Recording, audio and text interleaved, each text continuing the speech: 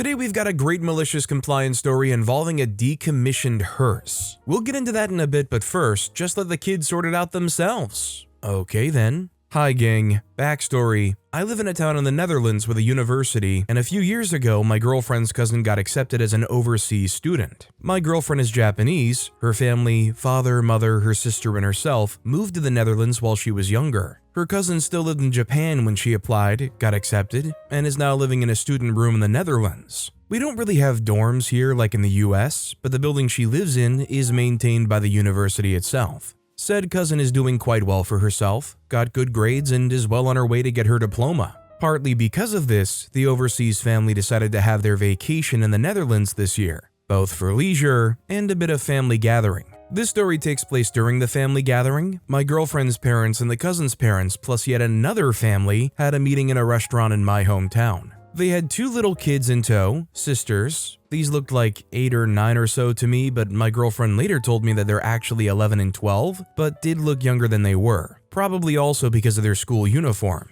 At least that's what it looked like to me, I really don't know. Anyway, the idea was to catch up with the family, and my girlfriend was asked if she would be willing to keep the young two kids busy for a few hours since she was the oldest of the lot. My girlfriend and me are in our 40s. Her studying cousin is around 25, and as said, the two kids are around 10, 11, and 12. My girlfriend didn't mind but did ask me if I wanted to come along as well. Her cousin didn't mind, the three of us had met a few times before already, and well, it was all about keeping the young kids busy anyway. Oh, for the record, the two young kids basically only speak Japanese. They do understand bits of English and can even speak some, but it's mostly Japanese. My girlfriend's cousin speaks both Japanese and English and has even learned quite a bit of the Dutch language as well. Seriously, for the few years she's been here, it's in my opinion quite impressive. My girlfriend speaks Japanese, English, and Dutch, and as for me, Dutch, obviously, and English, but over the years I also managed to pick up a decent bit of Japanese as well. And I can often, not always, understand the general gist of things, as long as it's not too quickly spoken or too complicated. So basically it was all English and Japanese between us. A bully shows up. We took the kids for a walk through my hometown and they were quite interested. But when we went past a playground, that also quickly got their attention. So the three of us decided to go sit on a bench and let the kids have some fun. There were several activities like an air balloon castle, swings, and a sandbox for younger kids to play in. Just plenty of things to do. The two wanted to go into the castle, which was fine with my girlfriend, as long as they made sure to only use the entrance and exit, which was located on our side, so that they wouldn't get lost and we could keep track of them. The three of us talked quite a bit, but also kept eyes on the castle. So, around 15 or so minutes later, I spot the two again by accident near the exit with a little kid in between them. I have no idea, but I'd say she was around 8 or so. I can't really tell exactly what's going on, but I did see the kid point to an area of the sandbox, and that's where the three of them headed next. Before I can say anything to my girlfriend, a young lady walks up to us and asks in Dutch if we have seen a little girl passing by. This seems way too coincidental to me, so I ask, "Is she wearing a pink dress by any chance?" The woman's face lights up as I tell her that she seems to be with my girlfriend's younger cousins, and I point to the sandbox. But when we look over, we now also see an older boy near the girls. I'm not good with guessing ages, let's just say that he was bigger than them, and he's clearly harassing them. The small girl is visibly crying but also comforted by one of the two younger cousins, while the other is keeping the boy away from her. We all walk over to the sandbox just when the boy manages to shove one of the cousins out of his way, and he's clearly trying to bully the young girl in the pink dress, but now stopped by the other cousin, which is when we arrive. The woman who's with us berates the boy and tells him to stop picking on young children, but the little brat clearly isn't very impressed. The incident. Next moment, his mother, so I assume, storms over yelling, and she has every appearance of a Karen. Or a Taki, as we tend to call them over here. A little argument ensues, mainly between the mother of the girl in the pink dress and our Karen. It goes back and forth, but it's apparent that according to his mother, the brat did nothing wrong by picking on a girl half his own size. And this fine example of a mother even has the audacity to blame the other mother for raising such a weak little C word.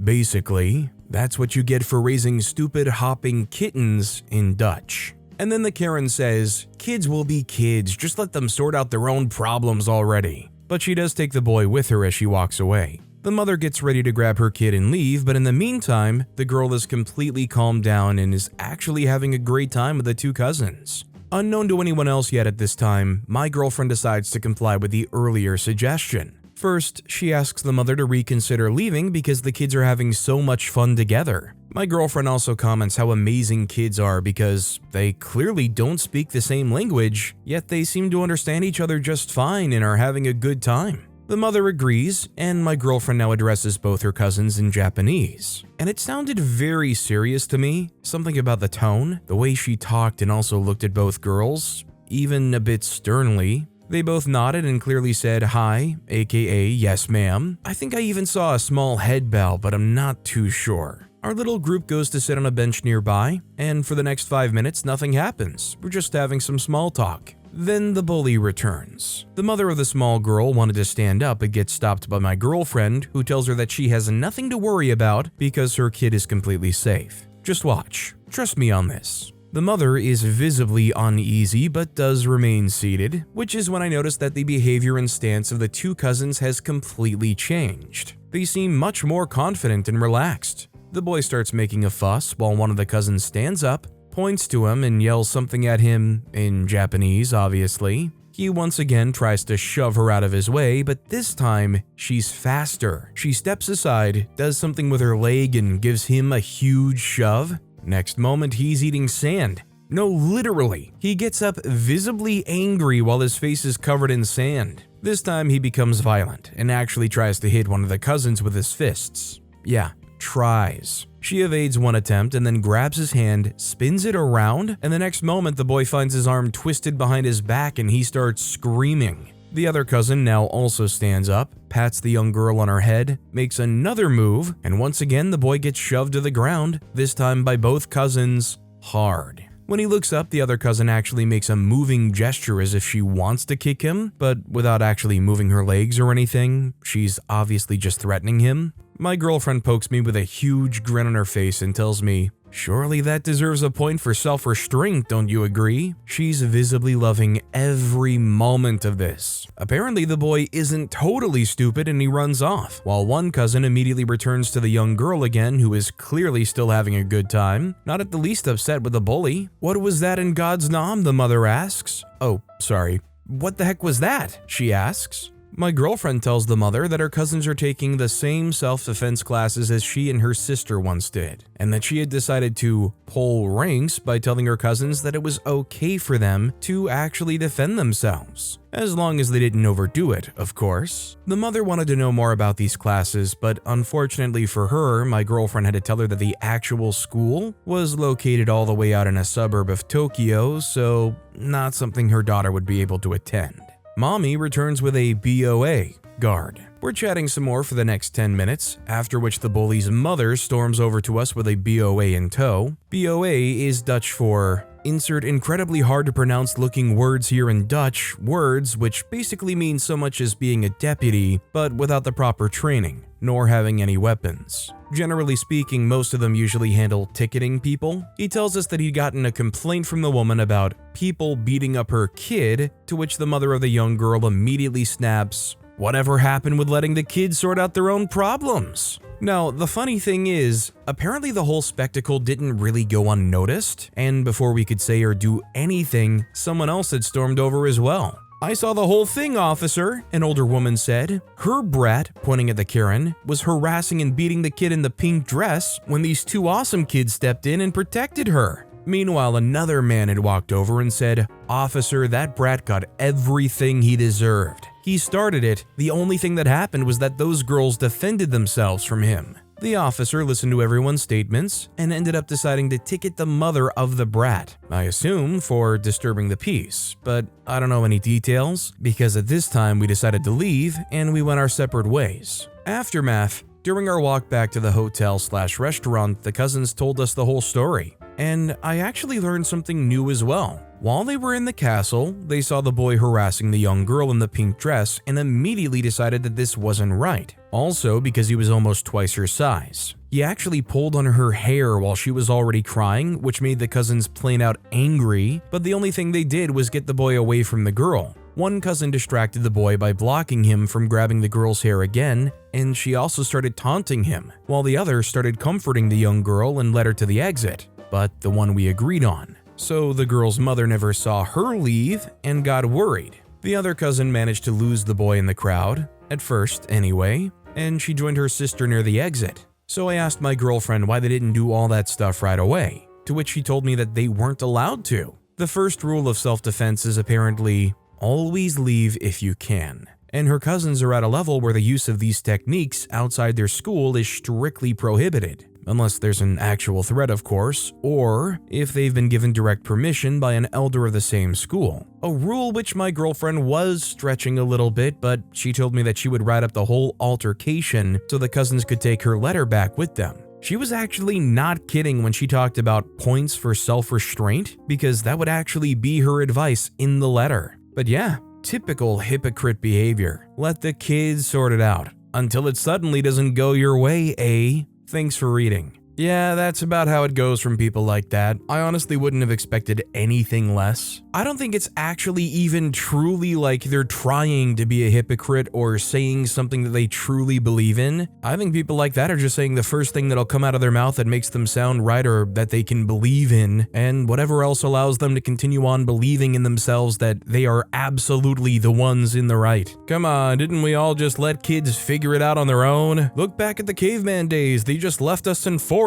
and we took down mammoths on our own, or else we wouldn't have been here, right? RL Friday Ming commented, "While violent stories rarely pop up here, this is a result where everyone learned and no one was seriously hurt. The boy was embarrassed but learned that girls can defend themselves and that there are consequences for their behavior, which clearly the mother isn't teaching. The cousins got to learn what standing up for justice is like, and that restraint in class is hard, but doing it in real life is exemplary. And finally, the young girl now has heroes to look up to, and I would not be surprised if she finds herself wearing a martial artist robe soon either." This isn't the normal stuff I read on here, but it is heartwarming. Starburst 2 commented, "All little girls and women should know how to defend themselves. Martial arts are fantastic all around for girls. Not only do they learn to physically defend themselves, but they also gain so much mental strength." Our next story is sprained ankle, boss wanted a doctor's note to pay 1 day of sick time. Now he's paying a week. I twisted and sprained my ankle Monday morning packing up our camp from Labor Day weekend. Having done this a few times in the past, I didn't want to bother to have it checked out.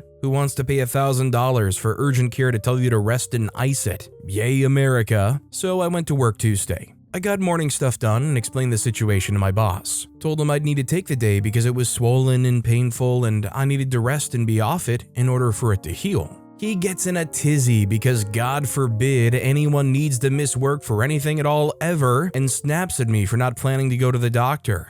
Wednesday I go into work, still limping and wearing improper footwear. I can only fit the injured foot into a crock without unbearable pain. The first thing the boss says is, "Don't you think you should get that checked out? I don't understand why you don't want to just pay for it." I explain again that I've had this injury in the past. It's definitely not broken, and honestly not even as swollen as it's been when I've done it before. I want to be at work to keep up on things and make everyone's job less difficult. I would just need to take it easy for a couple of days, which isn't a problem considering I can do 90% of the job from my desk, and the 10% slack is beyond easy for everyone to pick up, especially when not being there makes them pick up 100% of it. This gets met with more attitude, so I ask if I'll be getting paid sick time for the day I missed yesterday. He says no, not without a doctor's note. You can visibly see the injury clear as day and I'm trying here, so what? I'm fed up by this point, so a little later I say okay and leave to go to the doctor's for the note he wants so badly, knowing full well that what they'll say is I need to treat it and that I'll be off of it for 3 to 5 days. After an x-ray and getting the, "Yup, it's sprained, keep doing what you've been doing," I let them know my boss asked for a note for missing a day of work to rest it. Doc asks if I want to be at work to do what I can and stay off of it as best as possible. I said that's what I've been trying to do, so I'm fine with that. I do have sick time. It would be more beneficial to be off of it for a couple days. She comes back with a note that I may return to work on 9/9, which would be Monday. I took a picture and shot it over to Boss Man, just the photo. He replies, "What's wrong with the ankle?" Which I met with no response considering none is needed. He got his note. I just wanted a day of sick time. 8 hours. Now he's paying me 4 days, 32 hours. He can't refuse a second of it. Obviously, a good boss is going to see this and work with you to make things work the best for everybody in that workplace. I'm kind of curious if this was more of like a corporate situation, like this guy is a corporate boss. Not necessarily like a smaller or more honest operation, but something for like a bigger company. Something that kind of creates more room for managers and bosses to be less personal, more impersonal and cold. NY Girl 811 commented,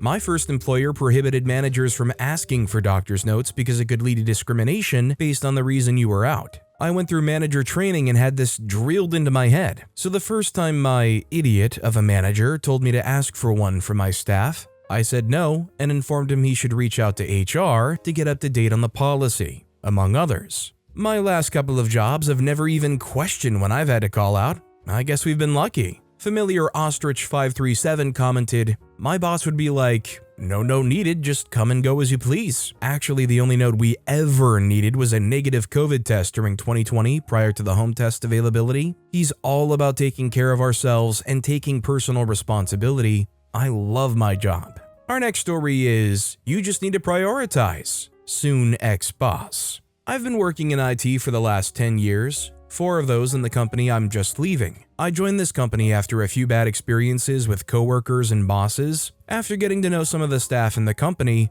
I was really happy about the coworkers and colleagues because most of them seemed to be really friendly. Into my second year at the company, I felt like we were understaffed in IT. Not too bad still, I thought. That was up until our workload increased. Before, we could handle the daily stuff and projects, and on top, we could do some system upgrades over the year. Now, we were getting more and more work due to new regulations from corporate and more software that needed to be supported. During this time, I started asking my team leader to look for a new guy. We needed more hands. After a year of bringing this up at least once per month, my boss started with his speech about, "You just need to prioritize your work." Of course, this would not help if the work is like at 110% of the load that the current team could handle. We increased our hours and could get it done, but that was only for half a year. At this point, I was done with this whole ordeal. Corporate IT got more and more hostile. If you did not message some people directly, what was prohibited normally, and on top, I saw people left and right leaving. After around 3 years of being with the company, I saw our trainee leave. I talked to him about pay and why he wanted to leave. Not to deter him, but to understand his reasoning and show my support. And at that point, I've been passively looking for a job for about 6 months. I was at this time talking to my team leader and telling him that he needs to increase my salary by around 8% at least and bring more hands to the team. He was asking me why I wanted to leave. I told him about the problems that he knows and said that I can't bring myself to stay in this company with the problems the team is facing. I just need to prioritize myself. He did not react, unfortunately, but I think he got the point. As a side note, later I heard from my boss, basically the one above my team leader and me, that my team leader has never asked for more people. And to be honest, I want to trust this guy because he was sincere all the time as far as I know. I mean, unless it's a do or die situation where either this is the job that will get you forward in your career or life, or it's a situation where you can't afford to leave because you need that job to survive, there's really no sense in sticking around for a job where you're killing yourself or getting kind of pushed towards doing so just to do your job at all. The old man 1313 commented, "I've worked in a lot of places where the potential workload far exceeded the man hours available. More often than not, when I asked about priorities, I got told they're all number one priorities. So I just worked on what I wanted to. After all, anything I did was a number one priority." OP responded saying, "That was basically the same here. I can understand you there. On the one hand, you have a project for Department 1 that needs to be prepared, and on the other hand, you need to fix stuff for the restructuring of Department 2. Both work that is basically ordered by the boss's boss's boss, so both is priority 1. Those are just 2 examples. Basically, most of the time it were like 3 or more of those tasks. Our next story is, "It doesn't look like you have enough to do. Got my first career job in a local government, keeping tabs on its real estate and the legal documents relating to said real estate. I'm wet behind the ears. My first 40-hour per week career job. This was a time when multitasking was a huge buzzword in business, and it seemed every single job I applied for required someone with good multitasking skills. I thought it was bull. I worked best when only working on one task at a time and managing my workload via a daily time allotment schedule. That is, I would schedule my work in 15-minute lumps when I got in the morning and work on those tasks. That way, I never missed a deadline or had a project fall between the cracks. For example, some tasks got slotted 2 hours, some whole days, some just 15 minutes. I loved to keep my desk clean. All tasks that appeared in my physical inbox were sorted and prioritized. The paperwork was then filed and the task scheduled for later that day or later in the week, depending on how urgent it was. Consequently, my desk was always empty save one folder and a few maps related to the folder. Once one task was done, that folder and its maps were filed, a new folder and its maps were retrieved. One afternoon, my direct boss walks in, looks at my desk with its one folder and 2 maps, looks at my clean-topped filing cabinets, looks at my empty inbox, physical one you actually put paper and folders in, grunts, walks out. 20 minutes later, my boss strides back into my office, drops 18 inches of folders and papers onto my inbox, states proudly and firmly, "Worker, it doesn't look like you have enough to do. This should keep you busy." He smiled and strutted back to his cluttered office. It was busy work. 3 weeks of mind-numbing paperwork. Nothing outside of my work description, just more like duplicate files, old contracts, unorganized paperwork, and/or outdated maps. In dealing with the dump's aftermath, I learned my lesson. While doing my actual job was important, it was equally important that hard work appear to be happening, so I could do my actual job. I started saving old files, old maps, and old legal documents. I rebound up papers that normally would have been recycled into legitimate-looking folders. I transformed my office into a duplicate of my boss's chaotic file and paper hexscape. My inbox always had papers and folders in it. Height and number would vary daily, never empty. I had folders piled on top of the file cabinets, folders in stacks on the floor. 24 of those white office boxes packed with files towering around my work area. I even had a map rack with old maps rolled up in it. My office looked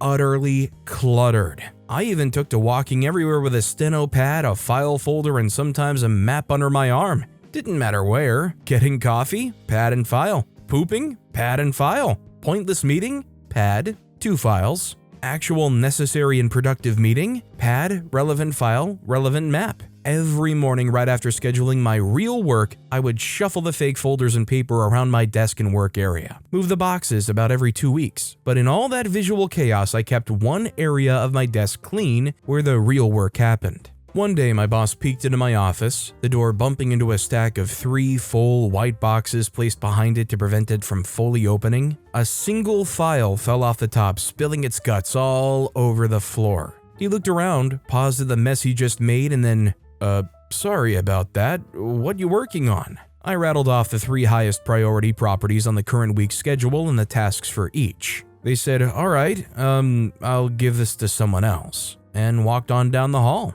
I'd already completed those tasks. I was gonna say just before OP got to the ending of this story that this is the kind of thing that conditions you to A, look incredibly busy, but B, also, now that you have a little bit less pressure on you, find out what the actual least amount of work you can do to get away with is, and then you spend the rest of the time reading Reddit stories? Freebase1CA commented, "You adapted quickly to the way employers work." Similar story for me. First permanent government job, we were horribly understaffed and overworked. Kind of scenarios where I couldn't get to the work I had planned for the day because of the emergency standing in the doorway and both my cell and landline ringing. I felt I was a hero putting out fires and working extra hours. I get adequate. Could do better on my next performance appraisal.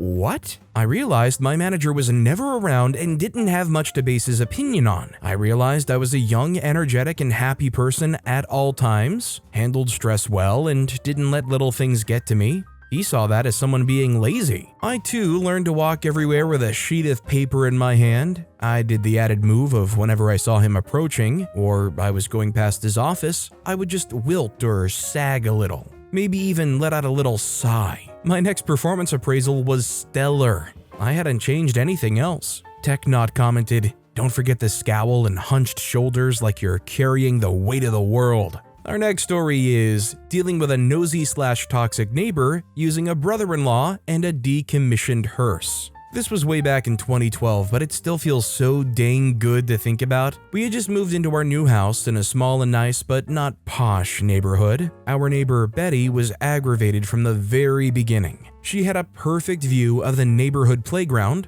as did we, but she really hated the fact that kids would enjoy themselves on said playground. In the first 2 months of us being there, she called the cops on the kids playing 3 times. Needless to say, the officers were not very content with her either, but every time she would say something about drugs, violence, etc., i.e., force the police to take action. I finally confronted her and told her that the kids had every right to play there and that she should get her crap together or move out of the country. She then went on a toddler's tirade and said that she would hire a private investigator to keep an eye on things as she had other more important things to do anyway. Keep in mind that Betty was a senior citizen, so of course my conscience would not allow me to have her pay for such an inconvenience. Luckily for her, my brother-in-law was just out of a job and needed something to pay the bills. And as I'd set out to make my neighbor as happy as possible, I thought I could get 2 birds with 1 stone. So I rang him up, and within 2 days we had set up the new company, Tommy's PI office. My brother-in-law is a bit scruffy looking, wearing mostly overalls and Crocs, but I figured he would be perfect for the job, as no one would suspect him being a PI.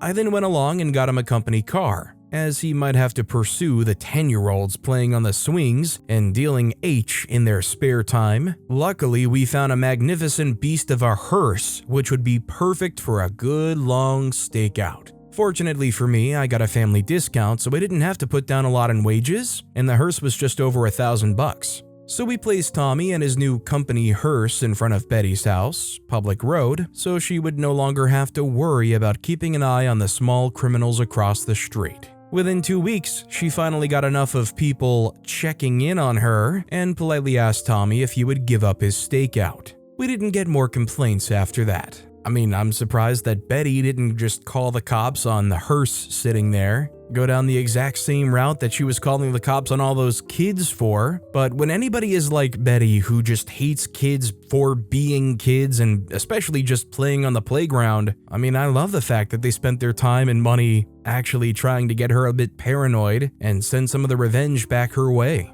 SB03733 commented, "I expected that you set up the company and then advertised it to Betty so she would hire and pay him. That way Tommy can just sit around all day and get paid." But with that being said, that's all the time we have for today. Now, if you want to hear another absolutely awesome malicious compliance story, check out that video on the left. Or if you missed my latest video, check out that video on the right. That said, I'll see you all next time with some more stories.